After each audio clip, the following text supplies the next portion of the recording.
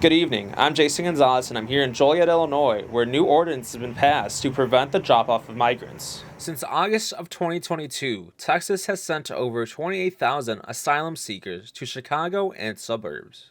On Tuesday, Joliet adopted its own regulation for asylum seeker buses, joining other suburban communities taking measures to avert the potential arrival of migrants being transported from the U.S. southern border.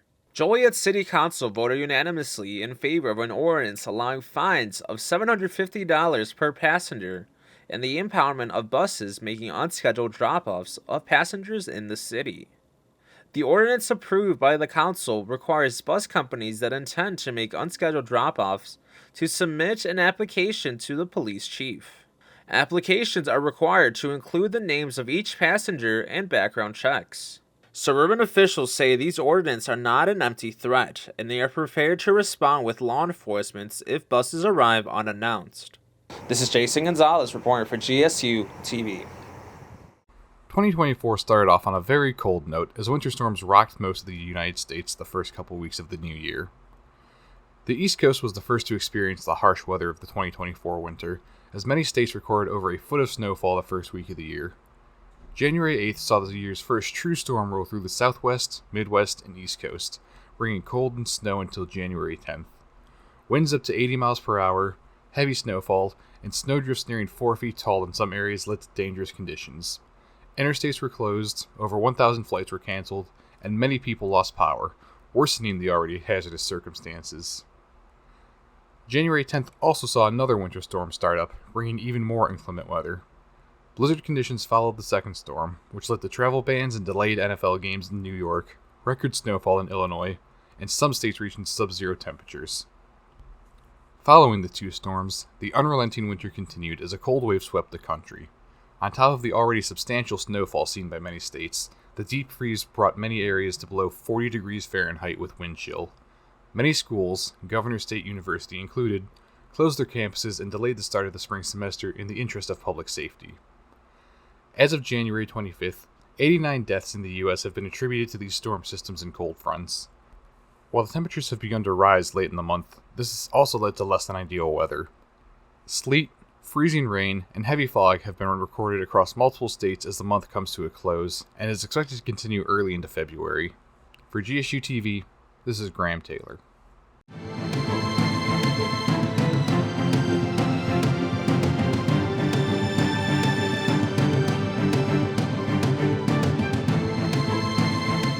On Wednesday, Ecuador's President Daniel Noboa declared that his nation was entering a state of war. A day earlier, the 36-year-old president had taken extraordinary measures never seen before in Ecuador and rarely seen in Latin America, formally announcing a state of internal armed conflict and giving the military powers to combat 22 criminal gangs he defined as terrorist. Noboa issued the executive order in response to a series of coordinated attacks that swept across the country on Tuesday, terrorizing citizens and paralyzing cities. A group of armed men took over a TV station during a live broadcast, holding the staff members at gunpoint, along with more than 30 car explosions across the country, prison riots, and at least 7 police officers kidnapped. The attacks followed a prison escape of the country's most notorious gang leader, Jose Adolfo Fito Macias Villamera. Government officials have suggested this move may have prompted the attacks. Police have now made over 70 arrests since Monday,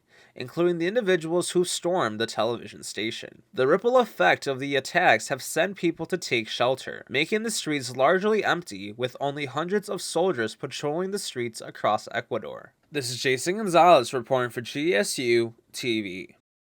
On January 11th, the country of South Africa formally accused Israel of perpetrating genocide against Palestine in the wake of the months-long military campaign taking place in Gaza. South Africa is hoping to compel the United Nations to order a halt of all Israel military operations in Palestine. Many Israeli officials spoke out against the accusation, some claiming they were baseless or exaggerated. After 15 days and seeing appeals and arguments from both sides, the International Court of Justice issued an interim ruling on January 26th that enough evidence had been presented to sustain South Africa's accusation and denied Israel's motion to dismiss the case. The court ordered Israel to take measures to prevent and discipline genocidal actions, but did not order a full ceasefire.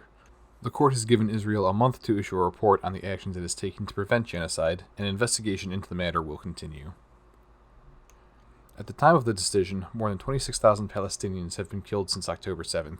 While the ICJ has no power to enforce its ruling, this is hopefully the first step towards a permanent ceasefire that would save countless lives in Gaza and Israel. For GSUTV, this is Graham Taylor.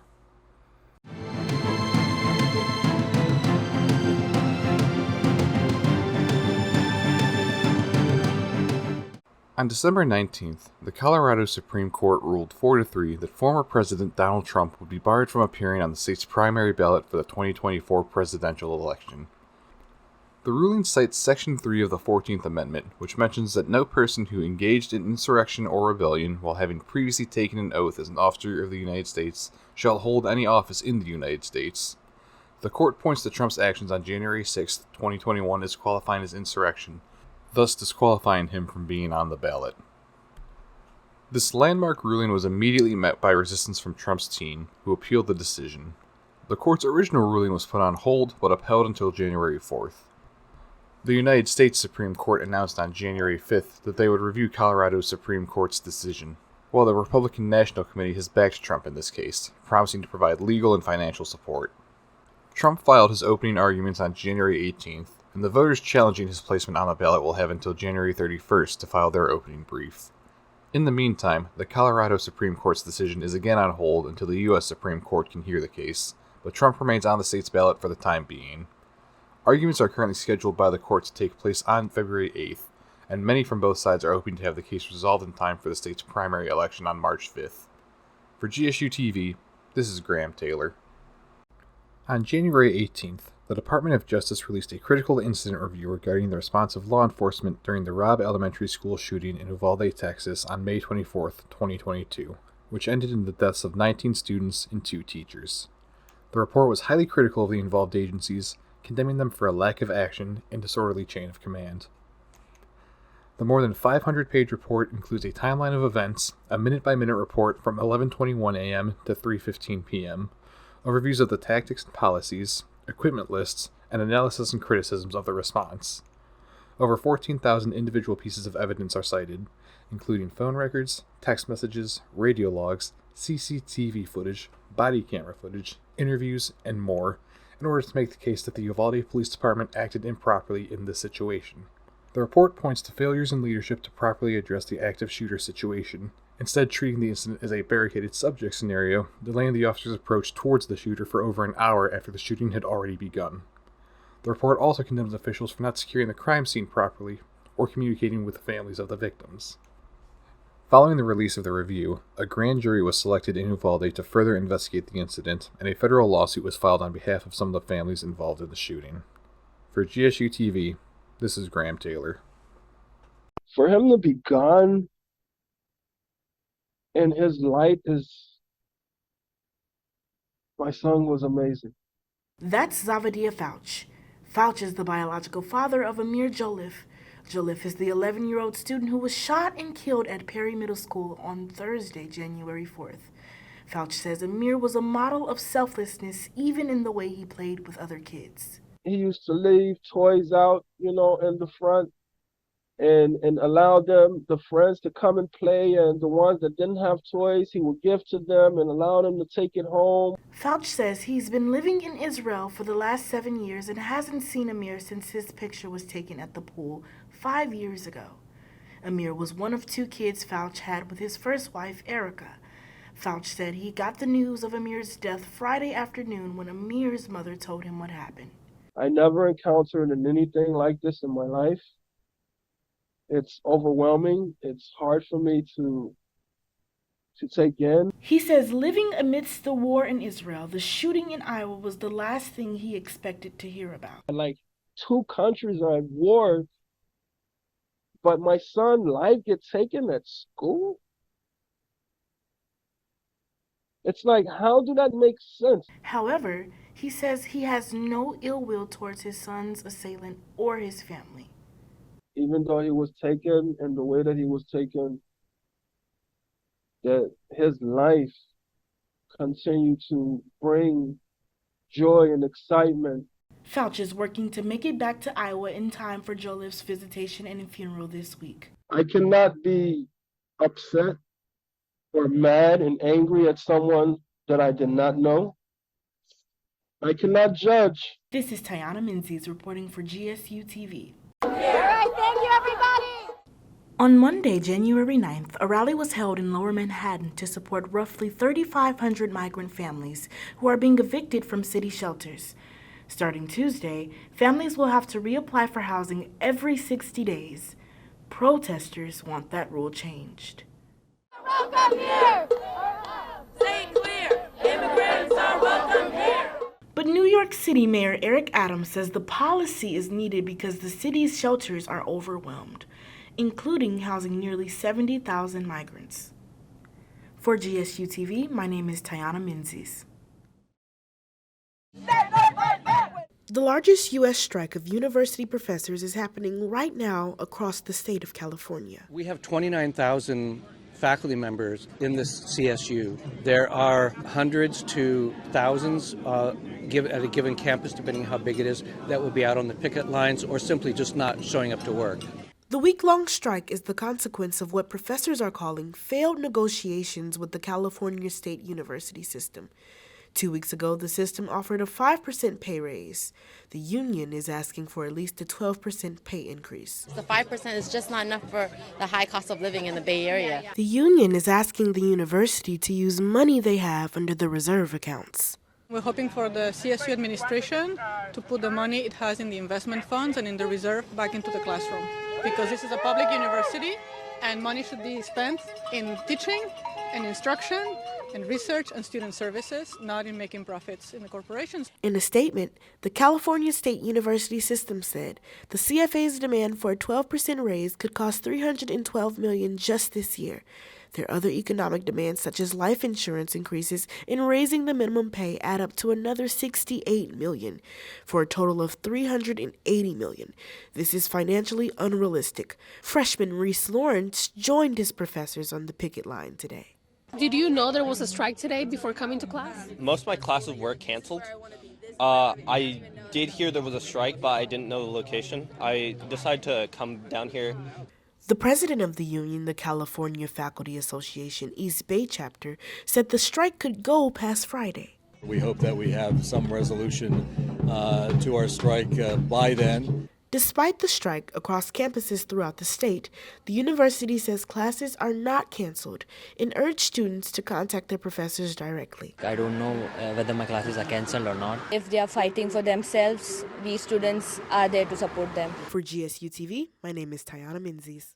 Gypsy Rose Blanchard, the Missouri woman who plotted to kill her mother, who abused her and forced her to fake illnesses for more than 2 decades, was released from prison. Gypsy was sentenced to 10 years in prison in July 2016 after pleading guilty to murder for her role in the fatal stabbing of her mother, Claudine Dee Dee Blanchard, while her co-conspirator, ex-boyfriend Nicholas Gojan, was sentenced in 2019 to life without the possibility of parole. Following their arrest, it was revealed that Dee Dee had fabricated all of her daughter's medical issues and that Gypsy was the victim of Munchausen by proxy syndrome. On Thursday at 3:30 a.m., Blanchard was granted parole and released 3 years before her original release date. Now that Gypsy's out of prison, she hopes her story can be of service.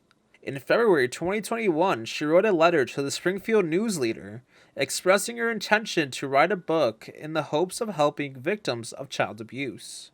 This is Jason Gonzalez reporting for GSU TV. It was like, you don't even believe it. It's like something out of a Hollywood movie. David Mitchell says he was looking right at the home across the street when it exploded, hurling him back several feet. It was just shell-shocking. I mean, it rocked you to your core.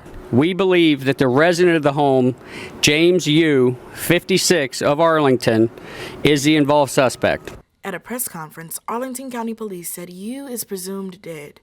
Officers were called to the home on North Burlington Street in Arlington's Blue Mount community earlier in the day after flares were repeatedly fired from the home. I saw flares, numerous flares. I probably saw about 20 flares going up, and they were actually hitting George Mason Drive. Police say when Yu wouldn't communicate with officers, they got a warrant and came back that night. Come to the front door with your hands up. Do it now. They told him they're going to go into the window because he didn't come out. So They were getting ready to go into the window with the wrecking bar, and that's when the house blew up. That's when everything went boom. The fire department personnel turned off the gas before the explosion occurred. Firefighters evacuated neighbors before the explosion, and officials are unsure what the cause was. The FBI sent special agent bomb technicians and explosive experts to the scene. With GSUTV, my name is Tyona Menzies. On December 21st, 1988, the small remains of now identified Kenyatta Odom were found in this forest in Millwood, Georgia. Working to identify baby Jane Doe for 35 years, investigators were only allotted a crime scene in the woods and this idea of what she looked like. Advanced technology now renews their hopes of solving this cold case. The forensic technology has changed. It has changed the investigative landscape. In 1988, I don't even know that DNA was on any investigator's mind. The genealogy work that is being done was nowhere near the capacity that it is today. This indictment names the 3-year-old as Kenyatta Odom and accuses her mother and stepfather for the crime. They face felony murder, cruelty to children, aggravated battery, conspiracy to concealing death of another, and concealing death of another. The indictment described her parents, Evelyn Odom and Ulysses Sanders, to boil parts of her body in hot water, disfiguring her legs and feet. Prosecutors say they put her body in a cement-filled container to make sure she couldn't be found or identified, then dumped her body in Ware County, 2 hours away from where they lived. She was definitely placed in this area, hoping not to be found. We know that from the container that she was in. Kenyatta Odom, that's the name we want out there. Kiki. Thank you. A 35-year-old case for baby Jane Doe is now well on its way to receiving justice. This is Tyona Menzies reporting for GSUTV. When your teen is socially withdrawn, you might chalk it up to regular teen angst. But a new study warns parents to take a closer look at their symptoms. The study, published Thursday in the journal JAMA Network Open, found preteens who are socially withdrawn and experience physical discomforts have a higher risk of having suicidal thoughts at the age of 16. Parents to nearly 3,000 adolescents were given questionnaires about their child's mental and behavior symptoms at ages 10, 12, and 16. They also answered questions about physical ailments such as headaches, nausea, skin issues, vision problems, and stomach aches. Those who experienced both physical symptoms and social withdrawal throughout their adolescence were about 2 to 3 times more likely to experience suicidal thoughts at age 16. However, this study is limited. It lacks information about genetics and childhood experiences. Researchers also warned the data was reported by parents instead of the teens themselves. For GSUTV, my name is Tyona Menzies. We're going to be injecting in this area to release the muscle. According to the American Society of Plastic Surgeons, Botox injections among people aged 20 to 29 rose by 71% between 2019 and 2020. The increase is reportedly driven by preventative Botox, getting injections in an area with no defined wrinkles to keep them from forming. Instead of injections, dermatologists say young adults concerned about aging should invest in a simple skincare routine that includes a facial cleanser, a moisturizer, and a daily sunscreen. They can also improve collagen production by eating a healthy diet rich in antioxidants and minimize processed food and sugar. My name is Tyona Menzies reporting for GSUTV. Most parents expect to pay for their children until they become adults. But many say they are still financially subsidizing their now adult children, sometimes until their late 20s and 30s. That's according to a new report from the Pew Research Center. Pew found that about a third of young adults between the ages of 18 and 34 are still living with a parent, while many are more likely to have student loan debt. But today's young adults are also more likely to have college degrees and earn more money on an inflation-adjusted basis than their parents did 30 years ago, according to Pew. With GSUTV, my name is Tyona Menzies. On January 14th, Awesome Games Done Quick began its 28th semi-annual charity event. The event consists of a live-streamed week-long gaming marathon in which video game enthusiasts attempt to complete games as fast as possible, a practice known as speedrunning, while encouraging viewers to donate, with the proceeds going to the Prevent Cancer Foundation. GDQ began in 2010 and ever since has held 2 marathons for charity per year, one in the winter and one in the summer. Gamers from around the world gathered online and at the Wyndham Grand Pittsburgh Hotel in Pennsylvania to show off their skills and raise money for a good cause. This year's event even saw a dog participating in the lineup, a GDQ first. Peanut Butter, the Shiba Inu, was able to control and complete a game all by himself with a little direction from his owner. The event ended on January 21st with over $2.5 million raised for the Prevent Cancer Foundation. The next GDQ event will be taking place this summer, from June 30th to July 6th, and will be raising money for Doctors Without Borders. For GSUTV, this is Graham Taylor.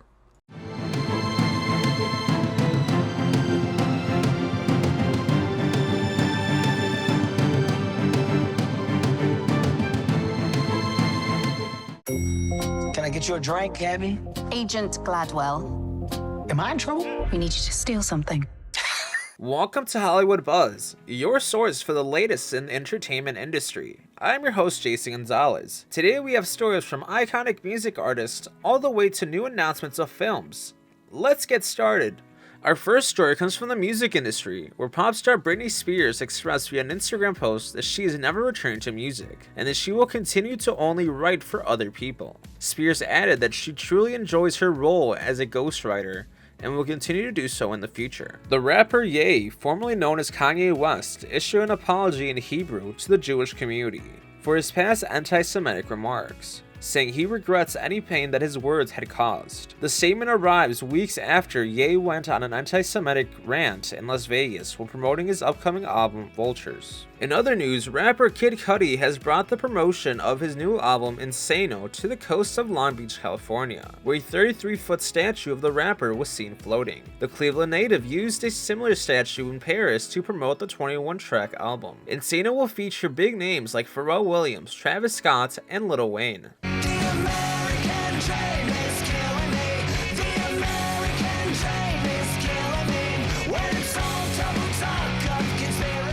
Billie Joe Armstrong and Green Day is set to kick off 2024 with their 14th studio album, Saviors. In this new project, the punk rock trio looks to bring the ongoing sense of rebellion and wisdom to its listeners. Saviors is now streaming on all platforms. And the Golden Globe goes to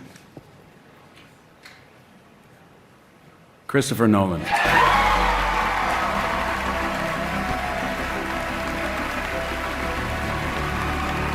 Now it's time to turn to the film industry, where Oppenheimer dominated the Golden Globe Awards. The drama was selected as the Best Motion Picture, and Christopher Nolan was awarded the Best Director for the first time in his career. Cillian Murphy and Robert Downey Jr. were as well recognized for their outstanding performances in the film. $500 million in gold is on its way to a terrorist cell. And the gold needs to disappear. What's your plan? We gotta steal it mid-flight, 40,000 feet in the air.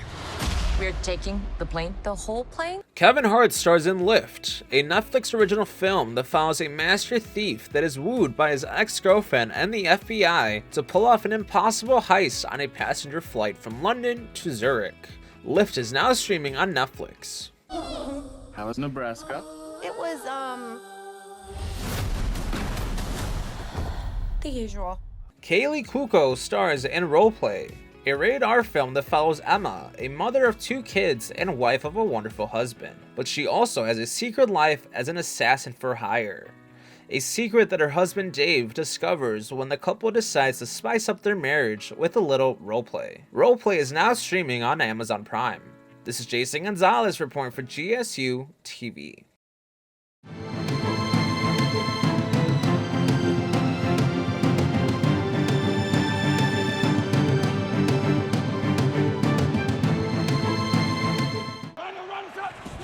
They get it off. McCaffrey, right side, big seam, cut, 30. McCaffrey! Touchdown, San Francisco!